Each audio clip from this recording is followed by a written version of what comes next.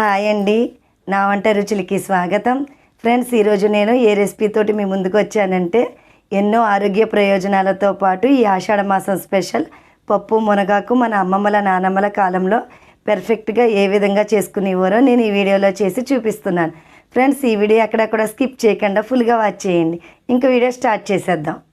Friends, ఇక్కడ నేను measurement glass తీసుకున్నాను. ఇప్పుడు ఈ గ్లాసుతో ఒక గ్లాసు కందిపప్పుని 2 సార్లు శుభ్రంగా వాష్ చేసుకున్న తర్వాత గ్లాస్కి గ్లాసున్నర వాటర్ అలాగే కొద్దిగా ఆయిల్ వేసుకుని 80% కుక్ చేసుకోవాలి.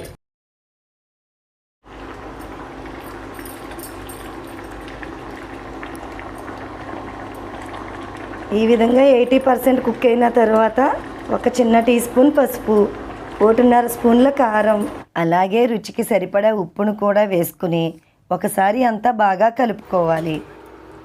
ఇలా కలుపుకున్న తరువాత సిమ్లో కాసేపు ఉడికించుకోవాలి. వీడియోలో చూపిస్తున్న విధంగా కుక్ అయిన తర్వాత స్టవ్ ఆఫ్ చేసుకోవాలి. మళ్ళీ స్టవ్ ఆన్ చేసుకుని ఫ్రైయింగ్ ప్యాన్ పెట్టుకోవాలి. ప్యాన్ లైట్గా హీట్ అయిన తర్వాత ఒక చిన్న గ్లాస్కి కొంచెం తక్కువగా గాను నూనెను వేసుకోవాలి. ఆయిల్ కొద్దిగా వేడెక్కిన తరువాత చిన్నవి పెద్దవి కలిపి 20 వెల్లుల్లి రెబ్బలను వేసుకుని సిమ్లో కాసేపు వేగనివ్వాలి. ఫ్రెండ్స్, ఈ పప్పు మునగాకుకి మంచి టేస్ట్ రావాలి అంటే మామూలు పప్పు తాలింపు కన్నా కొంచెం ఎక్కువగా వెల్లుల్లి రెబ్బలను వేసుకోవాలి. అదేవిధంగా సన్ఫ్లవర్ ఆయిల్ కన్నా ఈ విధంగా గాను నూనె అయితే బాగుంటుంది. ఇవి కొద్దిగా వేగిన తర్వాత 1.5 స్పూన్ల పచ్చిశనగపప్పును వేసుకోవాలి. అలాగే 1.5 స్పూన్ల మినపప్పును వేసుకోవాలి. ఇప్పుడు వీటిని కూడా కాసేపు వేగనివ్వాలి. ఇవి కొద్దిసేపు వేగిన తర్వాత ఒక చిన్న టీ స్పూన్తో 2 టీ స్పూన్ల జీలకర్రను వేసుకోవాలి. అలాగే ఒక చిన్న టీ స్పూన్తో 2 టీ స్పూన్ల ఆవాలను కూడా వేసుకోవాలి. ఇప్పుడు వీటిని కూడా బాగా వేగనివ్వాలి. 2 పచ్చిమిరపకాయలను ఈ విధంగా ఘాటు పెట్టుకుని వేసుకోవాలి.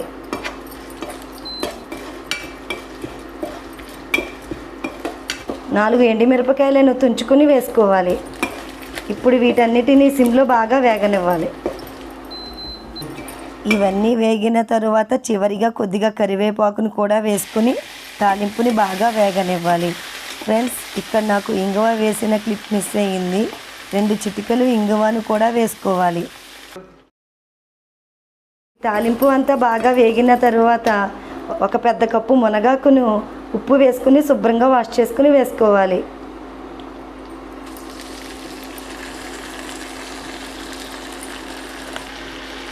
ఇప్పుడు ఈ మునగాకుని బాగా ఫ్రై చేసుకోవాలి.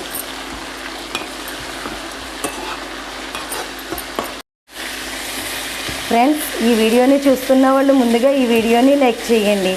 మీరు ఇచ్చే లైక్స్ కామెంట్స్ వల్ల నా వీడియోస్ ఇంకొంచెం ముందుకు వెళ్ళటానికి ఎంతో సపోర్ట్ చేసిన వారు అవుతారు. మునగాకు ఈ విధంగా ఫ్రై అయిన తరువాత ఒక చెక్క పచ్చి కొబ్బరి తురుముని వేసుకుని పచ్చివాసన పోయే వరకు బాగా ఫ్రై చేసుకోవాలి. ఫ్రెండ్స్, ఈ ఒక్క మునగాకులో మాత్రమే 300 రకాల వ్యాధులను నయం చేసే గుణం ఉంది. అలాగే ఈ ఆకులో విటమిన్ ఏ అధికంగా ఉంటుంది. మరియు మిగతా ఆకుకూరలతో పోల్చి చూస్తే ఈ మునగాకులో ఎన్నో విటమిన్లతో పాటు ఎన్నో పోషకాలు కూడా ఉన్నాయి.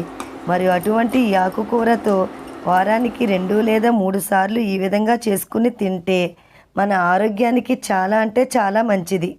ఈ విధంగా మొత్తం అంతా బాగా ఫ్రై అయిన తరువాత మనం ఉప్పు, కారం, పసుపు వేసి ఉడికించుకున్న కందిపప్పును వేసుకుని ఒకసారి అంతా బాగా కలుపుకోవాలి.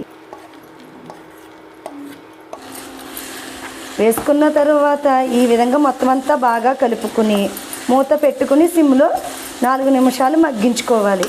ఫ్రెండ్స్, దీనికన్నా ముందు నాకు వేరొక ఛానల్ కూడా ఉంది. ఆ ఛానల్కి సంబంధించిన లింక్ డిస్క్రిప్షన్లో పెడతాను. మీకు ఆ ఛానల్లో కంటెంట్ కూడా నచ్చినట్లయితే సబ్స్క్రైబ్ చేసుకుని ప్రక్కనే ఉన్న బెల్ ఐకాన్ని యాక్టివేట్ చేసుకోండి. అప్పుడే నేను పెట్టిన వీడియోస్ అని మీకు నోటిఫికేషన్ రూపంలో వస్తాయి. 4 నిమిషాల తర్వాత మూత తీసుకుని ఒకసారి బాగా కలుపుకోవాలి.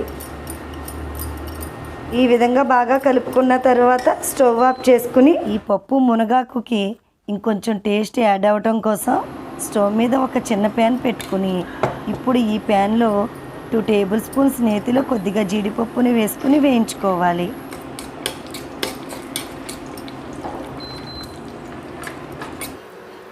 వీడియోలో చూపించిన విధంగా జీడిపప్పుని వేయించుకున్న తర్వాత ఒక చిన్న బౌల్లోకి తీసుకోవాలి. ఈ విధంగా నేతిలో వేయించిన జీడిపప్పుని కలుపుకోవటం వలన టేస్ట్తో పాటు పిల్లలు మరియు పెద్దలు మరింత ఇష్టంగా తింటారు.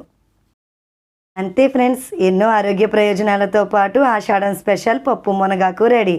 మరి మీరు కూడా ఇదే విధంగా ట్రై చేసి మరి మీకు ఎలా వచ్చిందో క్రింద ఇచ్చిన కామెంట్ సెక్షన్లో తెలపండి. మరి అయితే ఈ వీడియో మీకు నచ్చింది అనుకుంటున్నాను. నచ్చితే మీ ఫ్రెండ్స్కి మీ రిలేటివ్స్కి షేర్ చేయండి. మరి నా నెక్స్ట్ వీడియోలో కలుద్దాం. Okay, bye bye friends.